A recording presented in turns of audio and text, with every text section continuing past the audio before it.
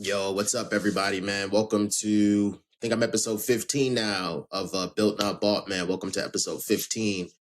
Honestly, I really didn't think I would still be here at this point, man. I think when did I start this in February now? So I guess we're going on 6 months. And, at the beginning, I really just started this on a whim. I really didn't think anything of it. A good friend of mine, like I said in the beginning of this, a good friend of mine recommended that I do this because he said that, within my friend group, I've always been somebody to help motivate others, help push others, and kind of just be that guy who you can kind of go to always for like a little pep talk or whatever. So I created this. And, when I created this originally, it started off as me explaining to you guys how I went from basically nothing. And when I say nothing, like I wasn't homeless, but, I went from making like 30, $40,000 a year to in 4 years, 5 years, in 4 years, making $151,000 a year. I had to walk you guys through a lot of the mental changes, behavioral habits,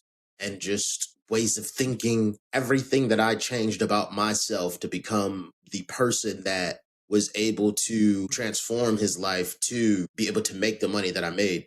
Like, yes, I was in a situation where I got a job that allowed me to make that much money, but it wasn't just the job. It was the person that I became, the habits that I started picking up, the things that I dropped, and the systems that I implemented that allowed me to capitalize on that opportunity to make that much money. There's plenty of people that have the same job that I have that don't make nearly the money that I make or have squandered the opportunity.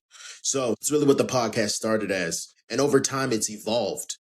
Where the podcast is at now and some of the changes that I've made is over the last 3 episodes. If you guys have been keeping up, instead of just teaching you a lesson, I've been sharing the transformation that I've been trying to go through with myself this year. And as I go through the process of that on a weekly basis, within that transformation, share a lesson. So the transformation that I'm going through is basically, to reiterate, if this is your first time tuning in. So a couple years ago, 3 years ago to be exact, I completed 75 hard. And if you don't know what 75 hard is, you can go and look it up. But basically, when I completed 75 hard, that was probably one of the most focused times and the best physical and mental shape that I felt like I've been in my life. So this year, physically, starting the year was in one of the worst shapes physically I've ever been. Last year, I came off a year where I bought a house and I went 100% into work, and everything else got thrown to the wayside, including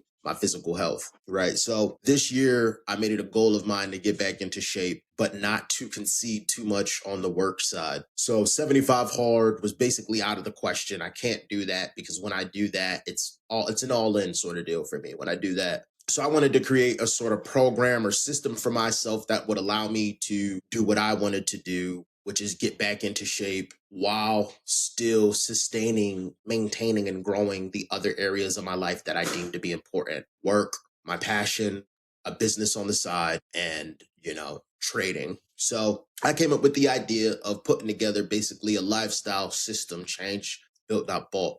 You guys still haven't seen the full thing. I won't release the full thing until the end of the year when the transformation is complete. All the progress pictures, all the daily check-ins. You guys won't see all that until the end of the year. But if you're interested in following along and seeing a sneak peek of some of that content, you can follow along on my Instagram. So I say all that to say that the podcast has now transformed into me going through another metamorphosis and another transformational period in my life and changing my life and showing you guys the step-by-step process, the week-by-week insight into that. And it's messy. Right? We're 3 weeks in and it's messy right now. My first week was good. I locked in for 7 straight days, was straight to the gym, no problem. It looked fantastic. My second week, about halfway through that week, I fell off. And then my third week was terrible. I don't think I went to the gym at all in my third week or posted any content. So now we're rolling into the fourth week, right?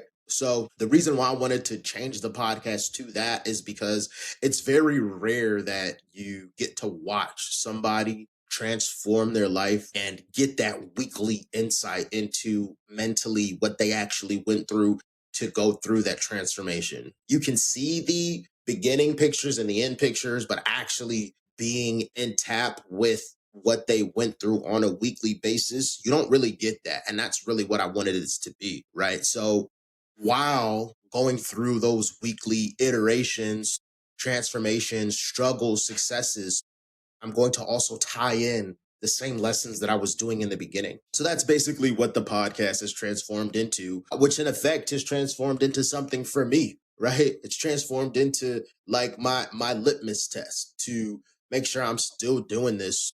I'm staying true to the built not bought brand. I'm staying true to the process of trying to transform my life because it's a real thing. I've put this out there. This is what I'm trying to do. And I don't intend to go back on that. Right. So, lately, kind of like I was just explaining to you guys from week 1 to week 4, where we're at now, something that I've really had to do is embrace the ups and downs. Right. So I've had to really try to get comfortable with embracing the ups and downs. And that's something that I've always struggled with. I've always struggled with running hot, running cold, and finding not necessarily the balance, but being able to jump from one to the other seamlessly, continuously, and be successful in each one. And, sometimes I think, man, like maybe I should just try to find a middle ground, a happy medium between running hot, running cold, being all in, not being all in. But ultimately, when I'm the most successful is when I am doing something fully to the highest level, 100%. That's super important to me. And that's just when I'm the most successful. So it doesn't necessarily mean to go all in on something and forget about everything else. But what it does mean is that I need to always have something that is important to me, that I'm enjoying doing and passionate about, tied into my day-to-day life. So by embracing the ups and downs, right? Like, what do I really mean by that? So I mean, like when you're running hot and like you feel like you have all this energy in the world, strike while the iron is hot. Lose sleep on those days. Go all in. Do load up your plate with as much as you can load up your plate with, right? Like that's what I need to do. And I'm getting ready to transition into that period. And like, cool. So like now it's like, okay, cool, right? Like things are going good. I'm feeling good. Like, let's go hard. Let's load up the plate. Let's like accomplish some of these things that have been on my to-do list for a long time. And like, let's take advantage of where I'm at mentally. Let's take advantage of this momentum and let's build momentum. Right. So taking advantage of when you're feeling good, when you have that motivation is important. We don't want to base everything off motivation because that's how you quickly will lose all your momentum and not build any real consistency. But innately, when you do catch some wins, that will build some motivation to do things. And when you do feel that motivation, you want to always capitalize on that when you have that.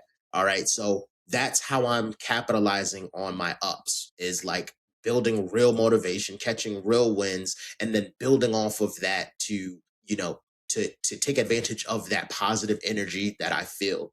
Now, once again, we're not waiting for motivation to hit, because when you're waiting for motivation to hit or you're only moving off motivation, then you are waiting for something that's not going to always be there. But when the motivation does come, you need to take advantage of that energy and fully capitalize on that energy. So now, when we're going to talk about the flip side, when we're going to talk about embracing the lows, as I just mentioned, I just got out of a low period. So when I say a low period, we're talking like I wasn't working out, I wasn't eating right, I was slipping into some of my bad habits. And I talked in the last episode about some habits and things that you can do to embrace the low period and get yourself out of that low period quicker. So when you're in a low period, you don't want to be in denial about being in a low period. That's the worst thing you can do. Being in denial about feeling like you are off your game is going to have you continue to be off your game for a elongated period of time. What you want to do is recognize that you're off your game and admit that to yourself. The sooner that you can be aware that you're off your game and admit that to yourself is the sooner that you can begin to plan and figure out why you're off your game. And that's the next step. Once you can admit to yourself that you're off your game, now the next step is try to figure out why you're off your game, or what has changed that has allowed you to be off your game, and what are you doing differently. So once you've looked at that and tried to figure out some things that you've done differently, is the hard part. Now is the hard part. The easy part is none of this is easy.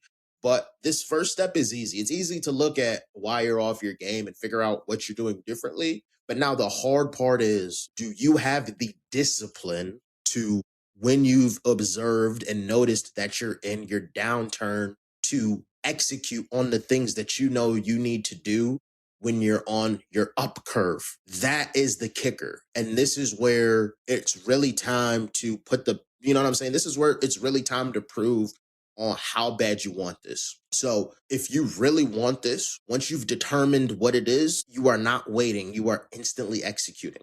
There's no feeling sorry for yourself anymore. There's no moping. It's just, okay, I need to do this. And it's going to suck. It's not going to feel as good as it feels when you're doing this stuff and everything is going good.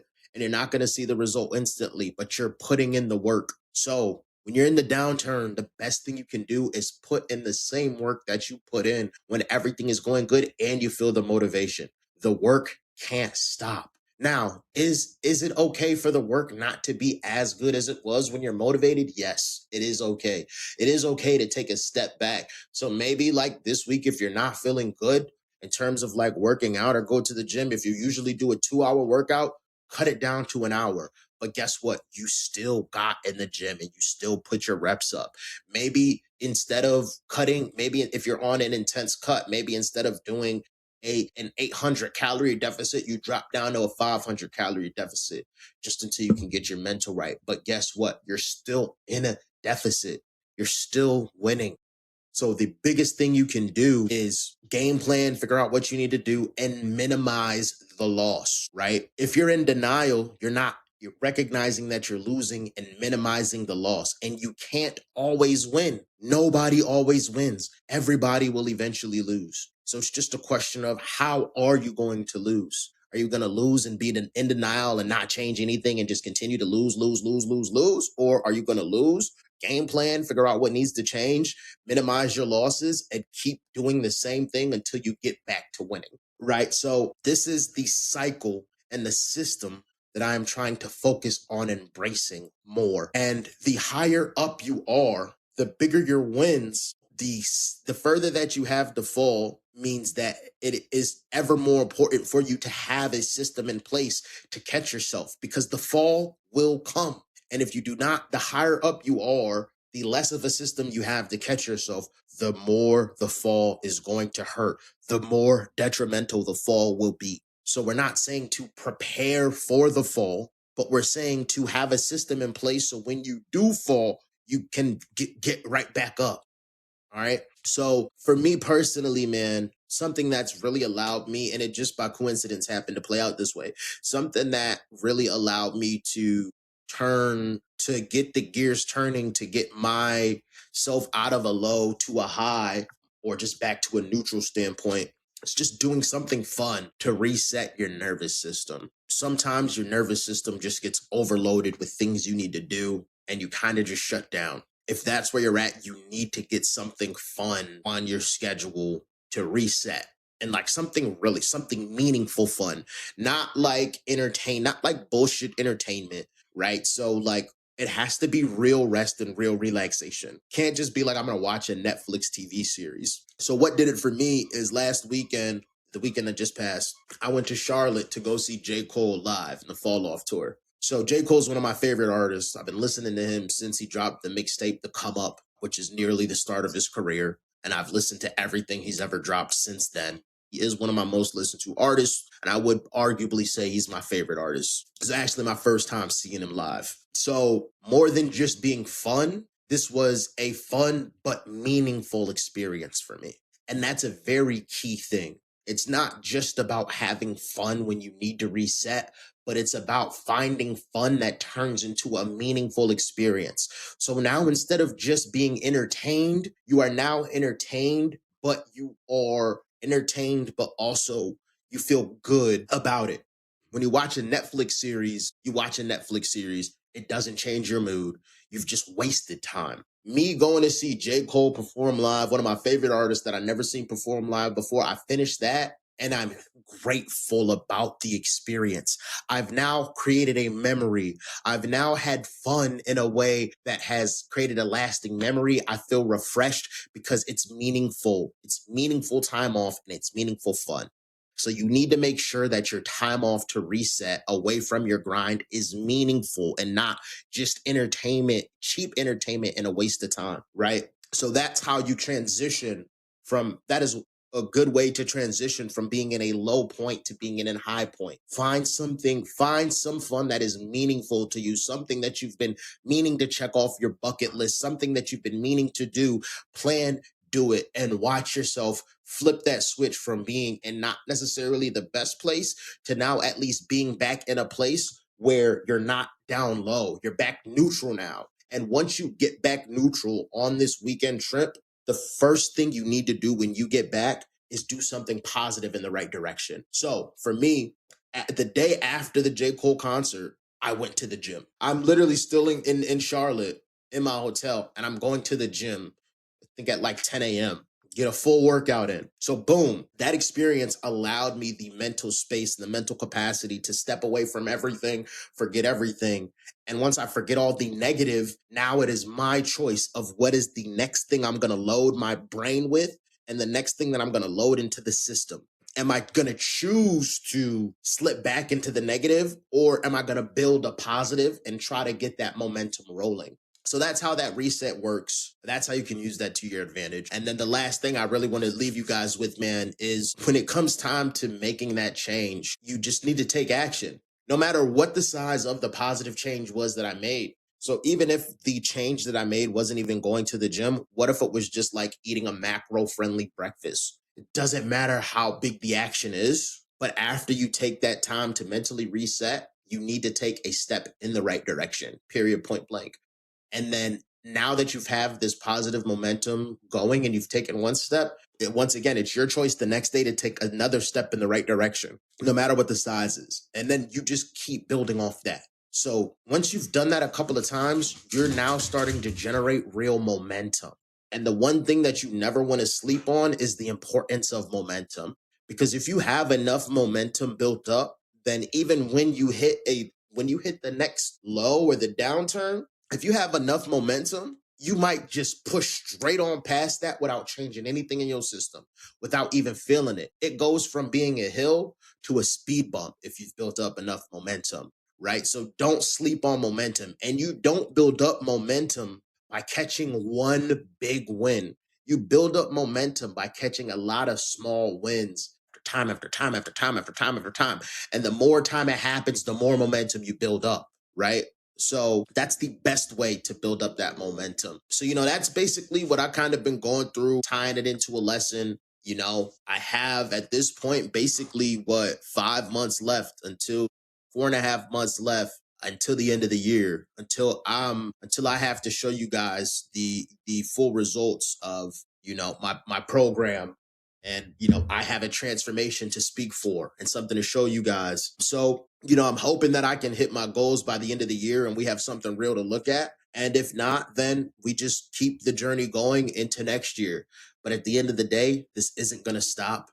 This platform that I'm building is going to be one thing that has to stay in my life. Because as important as it is just for me to do this for myself, I've had more than one. And it's not like I have a ton of people listening right now. But of the people that listen, I've had more than one hit me up and say, hey, man, like that last episode you did, like, that was really important. And the biggest thing that they said was like, I shared this with somebody. And like, and that means so much to me because if I'm able just to impact one person by me sharing my story, by me walking in my truth, then like that means more than anything else to me. Because that's what a lot of things I do is about. That's one of the reasons why I make music is me sharing my journey, me sharing my truth, me walking in that light and allowing that light to illuminate the path for other people. So anyways, man, once again, though, let me plug the Instagram for following this built not bought journey of me trying to transform my life and get back to a place where I'm truly happy with how I feel about everything. You're going to want to follow me at built not bought official on Instagram. Once again, that's built not bought official on Instagram. Appreciate you guys watching again, man. And until next week.